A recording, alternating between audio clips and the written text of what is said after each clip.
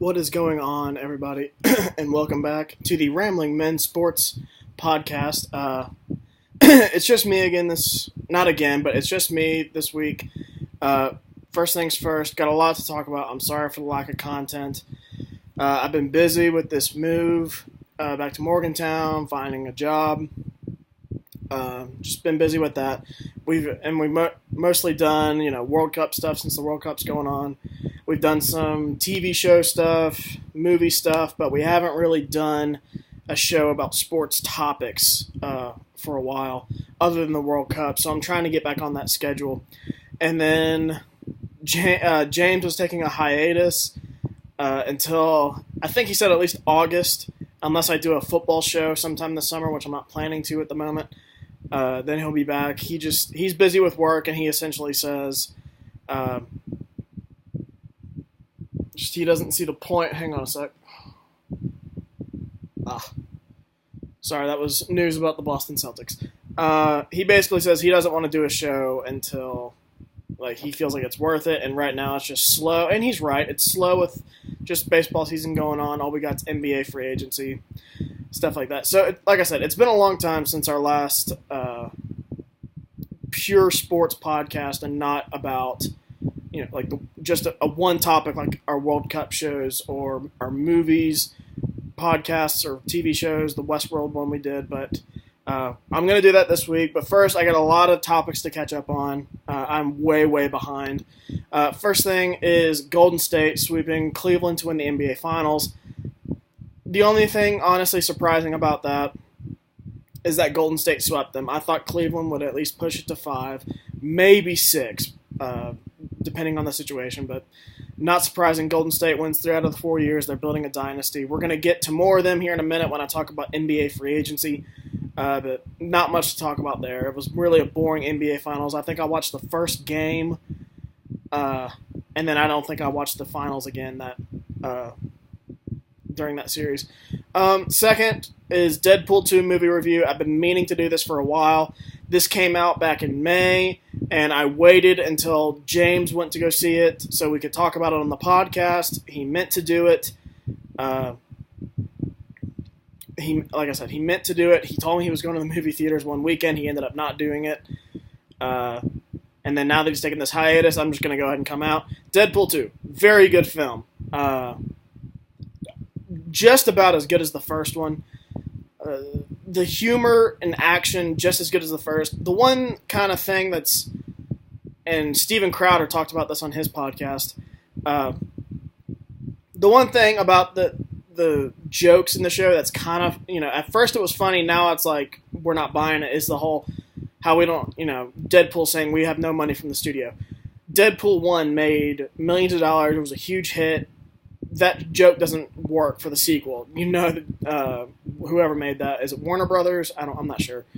Would throw out all sorts of money to make a Deadpool 2 and 3 and so on. So that was the only real problem.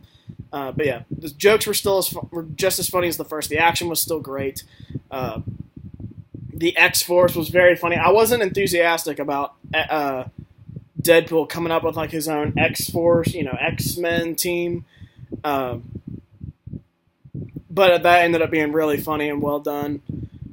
So good film. I give it a 8.1 out of 10. Very good film. Not as good as Infinity War in my opinion, which I gave, I believe, an 8.5 out of 10. Not as good as the first Deadpool, which I gave, I think, an 8.4 roughly. So 8.1, very, very good film.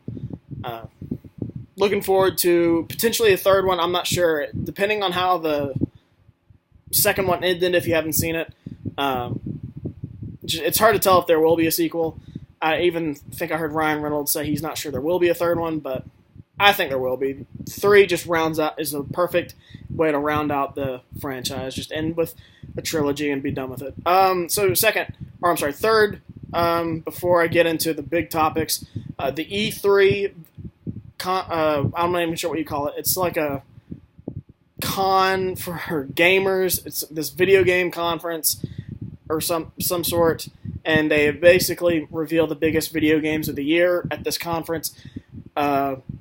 I'm a huge fan of the Assassin's Creed franchise, and they revealed Assassin's Creed Odyssey, which is to take place during the Peloponnesian War in ancient Greece. Really looking forward to that. I mean, the previous one, Assassin's Creed Origins, took place in ancient Egypt during the Ptolemaic Kingdom, which was it was BCE, but not that far back, like maybe 49 BCE. This one is going back even further to like 300 or 400 BCE, so we're going way back in time to well before the Assassin's Creed gets started, which is what Origins is about. Spoiler alert. So other news, Call of Duty Black Ops 4, going back to the future. I don't know why. I thought World War II was great. I'm not a huge fan of their futuristic stuff. I don't mind it, but they're going back to the future. I'll probably still buy it. I'll probably still play it, and I'll probably like it. I don't know. I always like what Call of Duty puts out. I'm not a huge fan of it, though, now. And Battlefield 5. So Battlefield 1 was in World War I. Huge hit. That's what made Call of Duty go back to World War II to try to keep up. And now Battlefield 5 is going to go forward to World War II. Haven't really watched the gameplay. I've been meaning to watch that. I've mostly watched Assassin's Creed gameplay. But the biggest news for me is the Fallout franchise. Fallout 76, the new game this year, is taking place in my very own home state of West Virginia. Very surprising. I had no idea this was happening, and then my friend Andrew, who has been on the podcast, texted me that Fallout 76 is taking place in West Virginia. I was like, oh, snap. And I thought he was just, assuming, like, maybe he saw gameplay and thought, oh, that looks a lot like West Virginia, and just assumed it. No, like, Fallout came out and said, hey, this is set in West Virginia. We did all this stuff to tribute the state, and they got, like, Woodburn Hall, which is up here at WVU, the state capitol, the New River Gorge, which is probably the most iconic thing in our state. Very beautiful. There was something else. I think they have a Mothman tribute, which that's a whole nother thing, the Mothman. But yeah, looks very interesting. I've never played the Fallout series before, but now that it's coming to this state, I have to play it now. I have to pre-order it. I have to play it. I'm probably going to buy Fallout, what was it, 4? Came out about 3 or 4 years ago.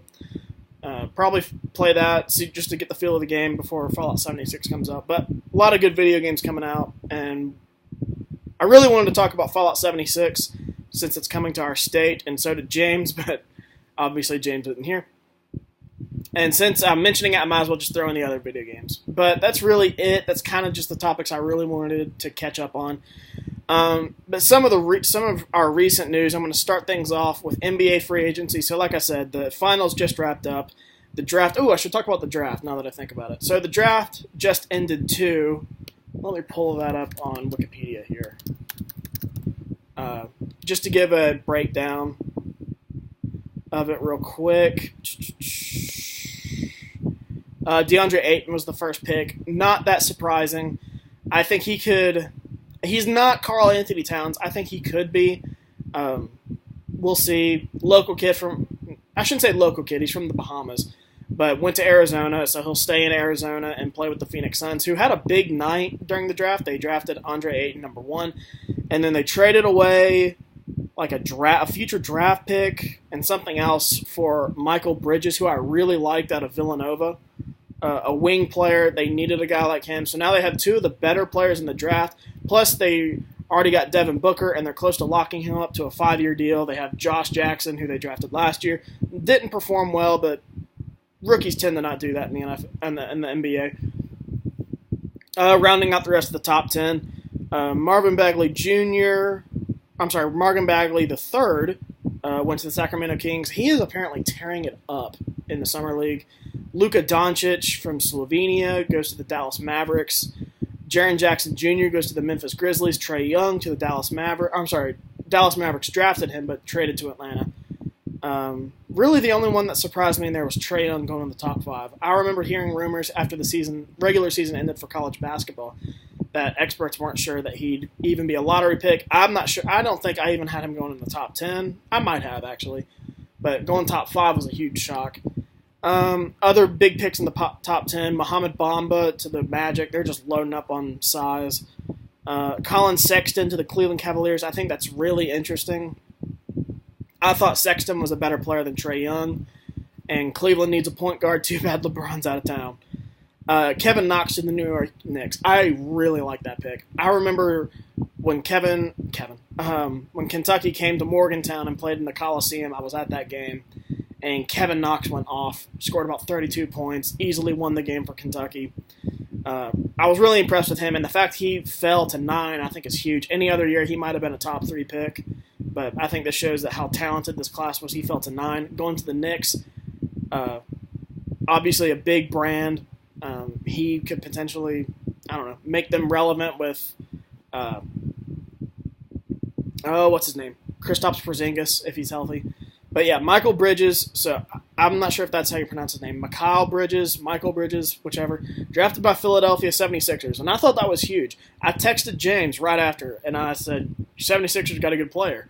He said, yeah, I agree. Then they traded him not long after, just for a future pick. I really don't understand that. I don't think they got a veteran player out of that, which is shocking.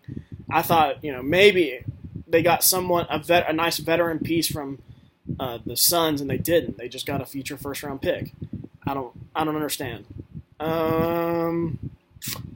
Probably the steal. That's the top 10. Probably the steal of the draft, you could argue, is Michael Porter Jr., who fell to the number 14 pick to the Denver Nuggets. I really like that pick. Denver needed a wing player. Michael Porter, probably a top 5 talent in the draft, but he's had injury concerns, and that's why he fell. If he's healthy, he could end up being a real steal at number 14. But probably the biggest steal of the draft, it might be my Boston Celtics grabbing Robert Williams, the power forward from Texas A&M. I remember hearing about him. Everyone said how he's a lottery pick. Should go pretty early, probably like from 11 to 14 or 15, and he falls to the Celtics at 27, who needed a big man. Very athletic. I don't expect him to make a huge impact this year, but that's a huge get at number 27. I was surprised he fell that far. We needed a guy like him. I think that's huge. He could, like I said, they got a lottery pick potentially at number 27, and if he pans out, that's just even more young talent to the Celtics, which they're already stacked with. So very interesting. One more thing before I'm done with the NBA draft. My boy, Javon Carter from our very own West Virginia University, gets drafted by the Memphis Grizzlies at number 32 overall. He was worrying me. I heard a lot of hype he could go, in the late first round. And then once that didn't happen, I was worried maybe he wasn't going to get drafted at all. And then he goes to the Grizzlies at number 32. Awesome. We need him to really pan out. We haven't had a dude really have a successful career in the NBA for a long time. I'd love if he could last about 10 years in this league, just be a solid backup point guard. I'm not expecting him to be a superstar, but if he can just give us about 10 years as a solid backup point guard, I think that'd be awesome for our program. But moving on to free agency. So we talked about this earlier this week, but obviously the big one is LeBron James joining the LA Lakers, which leads us to a poll question. Are you surprised LeBron James left Cleveland? I am. I remember texting Chaz and Andrew, who I podcast with the other day, about LeBron James leaving for the Lakers. I was really surprised. The more the market turned out, so the big one for me was when Paul George stayed at OKC. I was like, that's one of the guys who I really thought the Lakers had to get in order to get LeBron James. I really thought he wouldn't go there after that. I wasn't expecting him to go to LA and not bring anyone else. I thought the Lakers would have to get someone else with him. But, so yes, I'm very surprised. Like I said, I was texting the guys, and just the more I saw the market, the way the market was shaping, I was like, I think he's staying in Cleveland, even though I think he wants out. I just don't think there's enough options out there for him that are, viable. And he shocked us all and went to the Lakers, signed a 4-year deal, so he's clearly, I think, in it for the long haul. I think he wants to do it right. I'm not sure he's crazy about the way things ended up in Cleveland. I think he wants to let the front office do their job. I think he wants Magic Johnson to do his job. build through the draft a little bit while also being aggressive in free agency. Boston has done that somewhat well the last few years.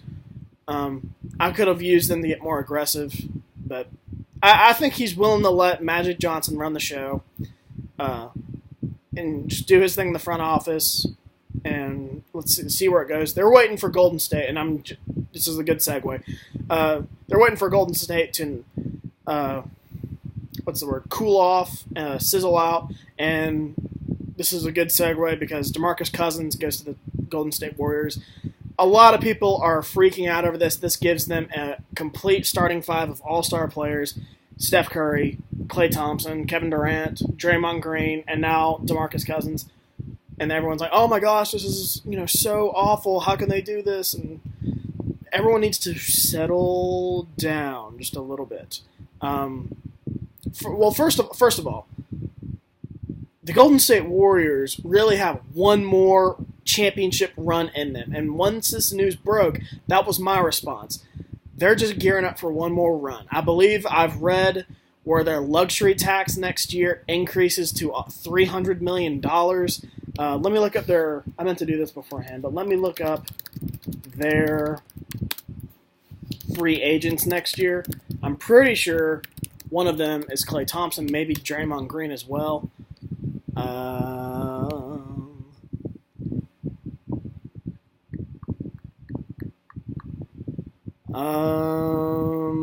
Klay Thompson, free agent.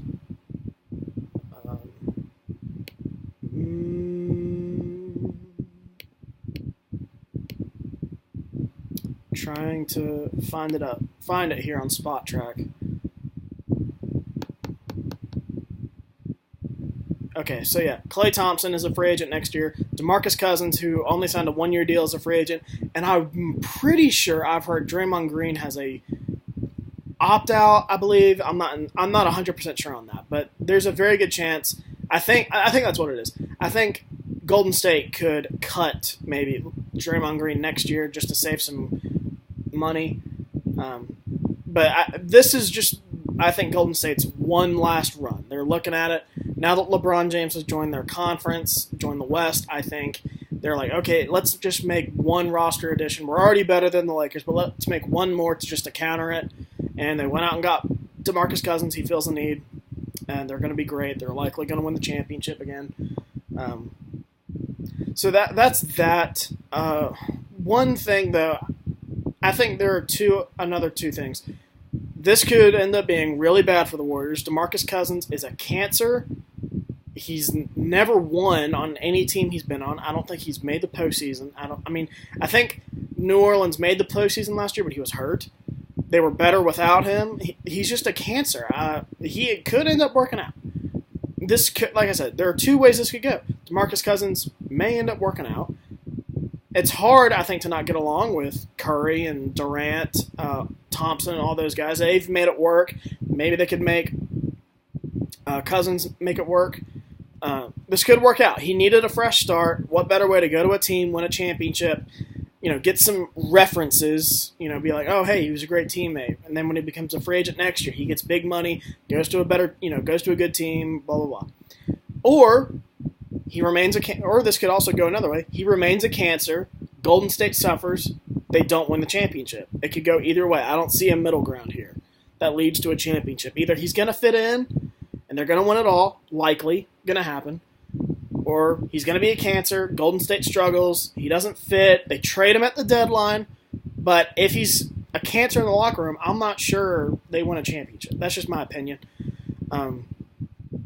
But one more thing about this topic is now that this is like a super team, and a lot of people are thinking this is bad for the NBA. I agree. I do think it's bad, and this is my poll question: do you think super teams are good for the NBA? I don't. I want to see. I like parity. I want to see, Washington Wizards, for example, have a chance of upsetting Boston, the Boston Celtics in the East. That's a bad example because that's the East. The East is terrible. But in the West, I want to see teams like the Pelicans have a shot against Golden State, or Houston have a shot against Golden State, but they don't. They only have two superstars. when Golden State now has 4, or you could argue 5. So I don't think they're good for the NBA. I'm not buying this narrative that it is. I think it's boring. Honestly, I think it's boring. I said I didn't watch the finals because I knew how it was going to pan out. It's just not. It's not like football. Football's popular. There's parity in football. Really, anyone can win. I shouldn't say anyone can win, but you see a whole lot more parity in the NFL than you do the NBA. The NBA is just it's an all-star league, and these guys are just taking pay cuts and playing with each other. I think the one way to stop it is to try to eliminate the luxury tax. That's what I think this is coming down to, is like they have the ability to go over the cap, and all you got to do is just pay a little bit more. Do it like the NFL, where it's if you are below the cap or over the cap by however many dollars, you have to suffer a penalty. And I don't know what it is. I honestly don't know what the penalty is in the NFL. All I know is all those teams who are over the cap get under the cap real fast in the offseason. So it must be a significant penalty. And I think the NBA needs to adopt it. Have some stars go to smaller markets. I think it would make it more interesting. But some people don't agree with me. We'll see. But I think the NBA could be so much more competitive, entertaining, if it was spread out with, superstars on different teams and not just on one team. But some people don't agree with me. Moving on, the rest of the NBA free agency. Chris Paul stays with the Rockets. Not that surprising after their successful first year. Signed I believe it was like a 4-year. Over $100 million contract. I think he got paid roughly $40 million. Huge deal.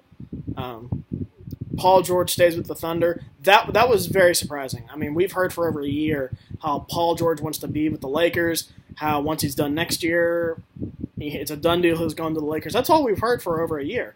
And then I get a text over the weekend at midnight, Paul George stays with the Thunder. I was like, holy shit. Very surprising. I'm interested to see how it works out with the Thunder. It didn't really work out with Westbrook, George, and Carmelo all in one team. Maybe if they give it one more year where they can mesh, make it work. We'll see. I doubt it works out. I'm looking forward to see if it does, though. Maybe they just needed another offseason together, or a full offseason together, I should say.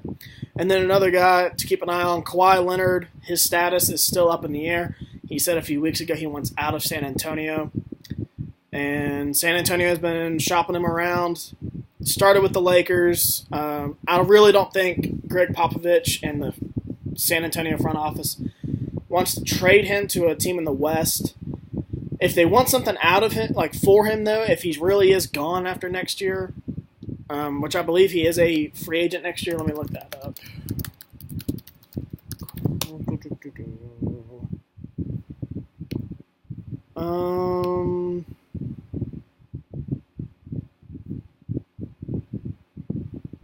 He is a free agent in 2 years, and I don't see a opt-out in here. So he's a free agent in 2020. That's still plenty of time. Maybe he goes somewhere and likes the culture and wants to stay, but more than likely, I think he stays in San Antonio. Just the vibe I'm getting, and this is my poll question. Where do you think Kawhi Leonard plays next season? Boston Celtics, LA Lakers, Philadelphia 76ers, or the San Antonio Spurs? I really think it's looking like he's staying in San Antonio another year. He's still got 2 years left on his deal. He's going to make a lot of money. I think it was something like $18 million per year. And I just don't like what I'm seeing on the market. I don't think... Apparently, Boston has all the assets in the world, and apparently Boston doesn't want to get rid of any of it. It doesn't sound like them getting Kawhi has advanced, and I doubt he ends up with my Celtics. The Lakers don't have enough to get him. I don't care what Lakers fans say. To get him, they're going to have to give up some major pieces, and I don't think Magic Johnson wants to do that. One thing I think could work is maybe they trade Lonzo Ball and some picks for him. Again, I think they're going to have to get rid of Brandon Ingram or Kyle Kuzma, and I don't see that happening. But I do think that's interesting since San Antonio really doesn't have a great point guard.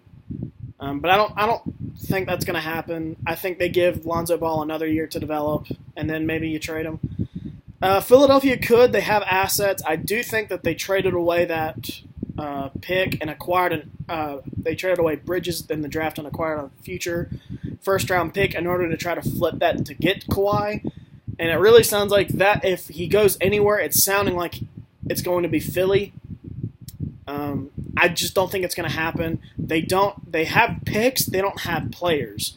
They're not going to depart with Embiid. They're not going to depart with Simmons or Redick. They just signed him to a deal, and they really don't have anybody else of value, I think, to San Antonio. They just traded away Jahlil Okafor, if I'm not mistaken. Let me look that up. Yep, they traded him away. I just don't think Philly has enough. They're going to have to get rid of a player, and I don't think they have a player worthy of getting rid of, and that San Antonio would want. So yeah, I think Kawhi is going to stay another year in San Antonio, but keep your eyes open these next few weeks. He might end up going somewhere. So now I'm going to switch to the NFL. I really don't have that much left. I'm roughly 30 minutes in to this, but so big news coming from Tampa Bay. Jameis Winston, starting quarterback, suspended 3 games. Allegedly groped a female Uber driver in 2016. NFL investigated and found evidence of another incident where he violated the personal conduct policy by touching the driver in an inappropriate and sexual manner without her consent. I've also heard he's getting suspended because I'm not sure if this was before or after the second incident that the NFL investigated, but he apparently had to file that with the NFL that, hey, I got in trouble with an Uber driver. He had to file that with the NFL and Tampa Bay. He didn't do it. NFL found out and then suspended him, and then I think they found this on top of it. How much longer are we going to give Jameis Winston excuses? He's not getting it done on the field. He's putting up okay numbers. Let me look at his numbers here.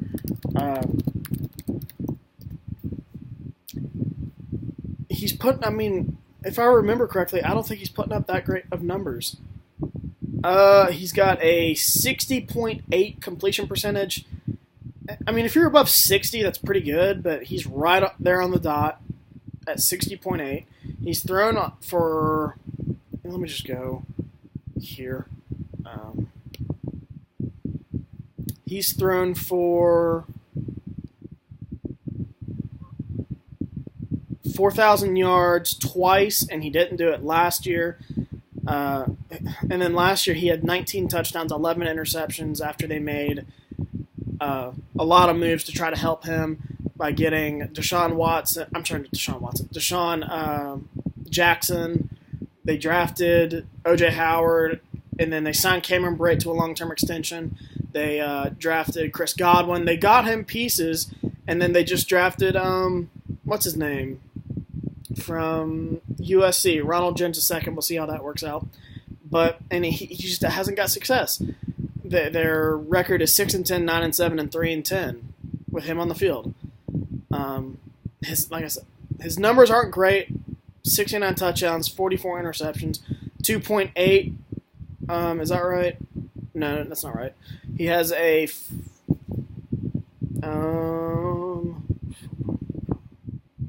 He has a 1.7 touchdown to interception ratio. I mean, a good one is 2-1, and he's not even at that. He has a passer rating of 87.2, which is that's not very good.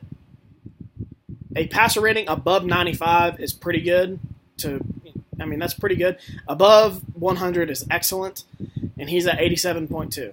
Now, granted, in 2017, he had his highest one of his career at 92.2, but again, he's not getting it done, and I don't know how much longer Tampa Bay is going to put up with it. I'm not even sure if another NFL team is going to put up with it. He's a free agent, I believe, after this season. He was drafted in 2015, 15, 16, 17. Yeah, he's a free agent after this year. I'm not sure. They might have picked up his fifth-year option, actually. Let me look that up real quick, because that affects my poll question.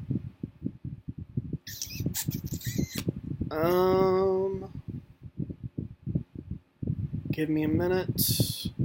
They did. Okay, so they did pick up their his fifth-year option. But they could, I think, going by this, they could easily get rid of it. I don't see them owing him money if they cut him. So they could easily get rid of him.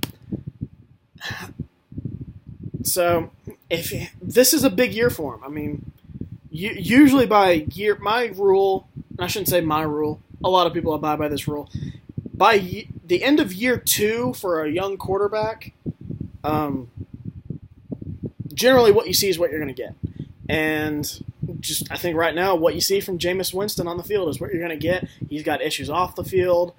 He had that incident in college. He's had 2 incidents now in the last 2 years with female Uber drivers. He's immature. How much longer is Tampa Bay going to put up with it? Because I really do believe that if he doesn't get better and Tampa Bay struggles again this season, like I think they will, they're gonna blow it up. They're gonna cut him. They're gonna cut some other players, and they're just gonna start over and draft a new quarterback in the draft, and then just build a new team, rebuild. I think they're close, and then that's my poll question. After his recent 3-game suspension and with his off-the-field problems, do you think Jameis Winston is done in Tampa Bay after this season? I'm going to go with yes. He hasn't shown me that he can be definitely a mature and definitely not a franchise quarterback in the NFL. He had 1 decent year, and then Tampa Bay was pretty good. We were like, oh, hey, this team's on the rise. And then they go to 3 and I forget what was our record last year.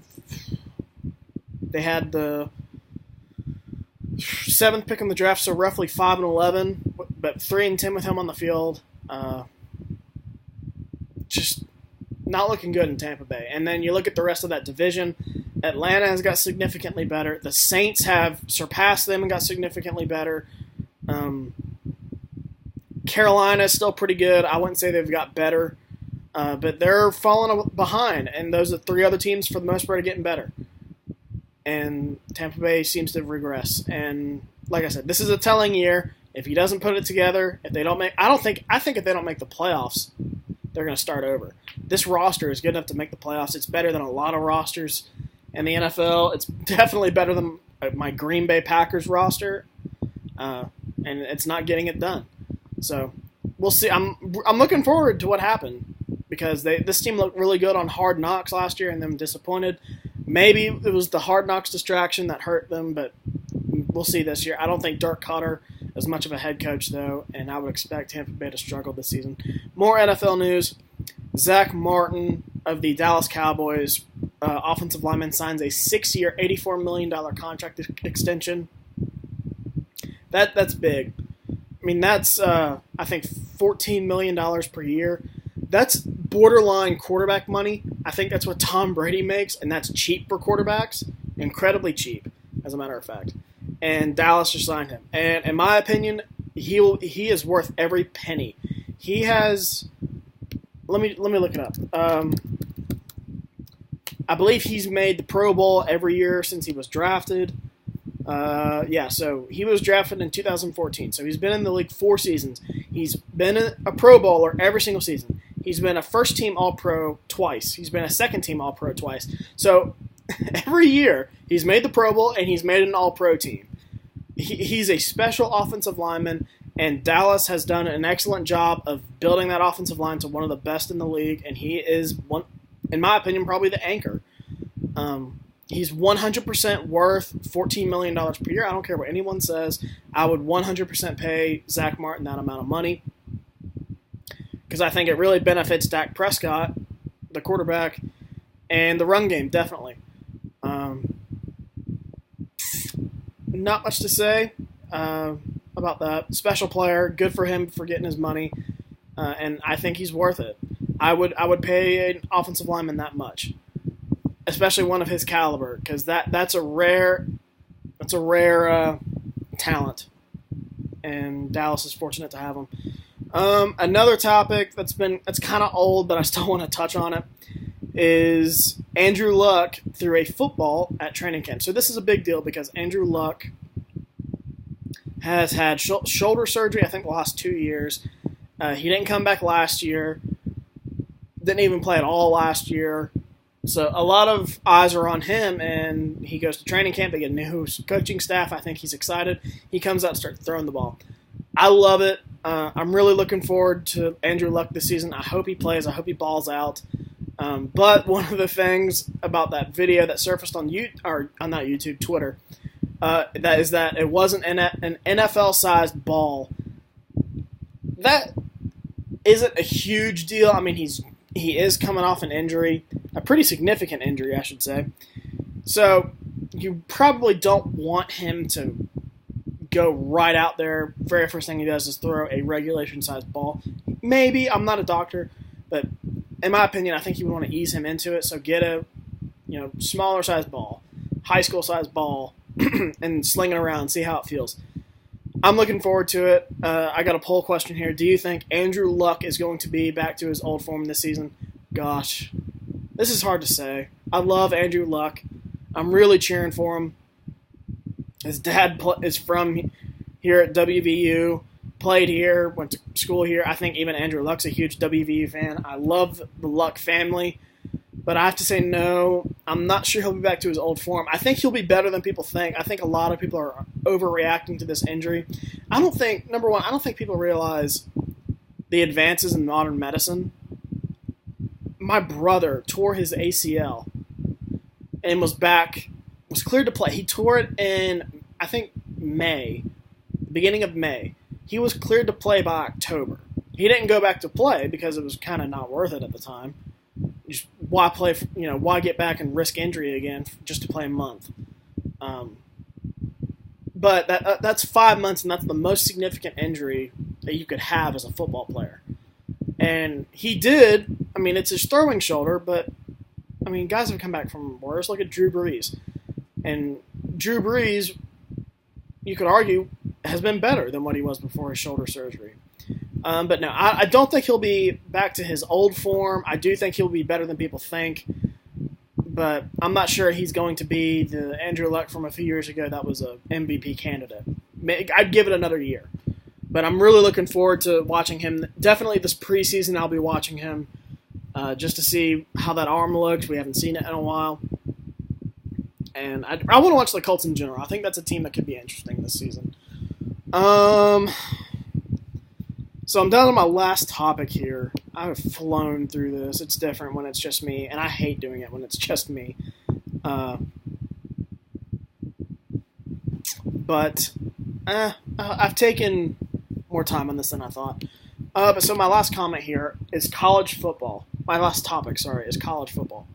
Oklahoma head coach Lincoln Riley says there is no way, end quotes, no way, end quote, Georgia would have been a top 5 defense nationally if it played in the Big 12. Oh, he's getting a lot of hate on this, and I'm sure my SEC friends will trash me for it because I'm a Big 12 guy with West Virginia being in the Big 12. But I think even if West Virginia wasn't in the Big 12, I'd say the same thing. And I think Lincoln Riley is 100% right on this comment. Looking at this, Big 12, so the whole narrative, I've complained about this narrative for years, is that the Big 12 doesn't play defense. I think that's 100% false. Well, I shouldn't say that. There's some truth to it. Do they play great defense? No. Is there great tackling? No. Does it mean that they don't put an emphasis on defense? Absolutely not. Does it mean that no one in the Big 12 plays good defense? Absolutely not. I think it's overstated in some games just because of the levels of the offense. The Big 12 is known for its explosive offense, and lackadaisical is kind of a good word for it. They're not great defensively. And everyone's like, oh, man, Big 12 doesn't play defense. That take is so wrong. If you don't watch the Big 12, it's so wrong. First of all, the last 2 years, the Big 12 has allowed 31 points per game defensively in the conference. That's 9 games, 9 games in your conference with explosive offenses you're allowed, and each team is allowing roughly 31 points per game. However, in bowl games the last 2 years, that number drops significantly from 31 points per game to 25.3 points per game. That's better than the SEC in bowl games. So, and that's my other thing. The SEC is roughly the exact same. They average SEC teams average 27.3 points per game defensively in conference. So they're giving up 27 points per game defensively in the SEC the last 2 years, and allow 27.4. So they are like a fraction worse in bowl games than they are in the regular season in their conference. Roughly the exact same. You're going to get the exact same SEC defense in the regular season and conference play as you're going to get in bowl season. The Big 12, facing great offenses week in, week out, gives up almost 6 points less in bowl games. And bowl games, you're playing teams you don't usually play. So I understand why that number might be a little bit better. But likely the other answer is they're not playing as good of offenses as they're facing week in, week out in their own conference. Those teams, and it's not like they have an advantage. Usually bowl games, you're going to get bad defensive play because it's roughly 2 to 3 weeks of preparation. You don't do a lot of tackling because you don't want injuries. So your defense really isn't going to be that physical for a bowl game. Typically, not always. And the Big 12 comes out yet and allows almost 6 points less in bowl games as they do in the regular season. Look, the SEC, I think Lincoln Riley's spot on. I think the SEC doesn't have near the firepower offensively as the Big 12 does. I think if Georgia were in the SEC, they wouldn't be a top 5 defense every year. Does it mean that they wouldn't be a good defense? No, they would be a great defense. I think that number would be significantly worse in the Big, not significantly. I think it would be worse. I think they'd be more of like a top 20, 25-ish defense. But like I said, I mean, I've given you some stats. I could have gone more in depth. I didn't have a ton of time. I literally put that in at the last second before I did the show. But I think Lincoln Riley is 100% spot on. I think Big 12 defense is better than people think. I'm not an advocate for, Big 12 doesn't play defense. Do I think they play good defense? No. But saying they don't play defense, they don't put effort on defense is 100% false. And I will say this, what Booger McFarland, and I don't care for Booger McFarland on ESPN, I think he's just an SEC homer, but I do think he's right about one thing, and that's that the truth is somewhere in the middle here. Is the Big 12 good defensively? Generally not. But it's better than people think. The truth is in the middle here. Are SEC offenses that bad? Probably not. But their stats, I think, are inflated because they don't play great offenses like Big 12 defenses do. But you could also argue, quarterback play in the Big 12 isn't terrific. None of the Big 12 hasn't had a quarterback have a long career in the NFL probably since Sam Bradford. So you could argue that. I'm not sure it's more quarterback play. I think it's more just system in the Big 12. A lot of guys, have successful systems in the Big 12 and go somewhere else and have successful systems again. Look at Mike Leach. In the Big 12 for a while, had a system, leaves, goes to the Pac-12, implements his system pretty well. So, like I said, truth is somewhere in the middle, but I think Lincoln Riley is 100% right. So that's really all I have here, and I burned about 45 minutes. I could go on for a little bit more. By the way, I meant to say this before the show. I hope everyone had a great July 4th. I know I did. That's why I am incredibly sunburned, as you can see on my forehead, my nose, even on my arm here. I was in the pool all day. So I hope everyone had that. That's why I'm still rocking the patriotic hat. Still in July 4th mode. But hope everyone had a great holiday.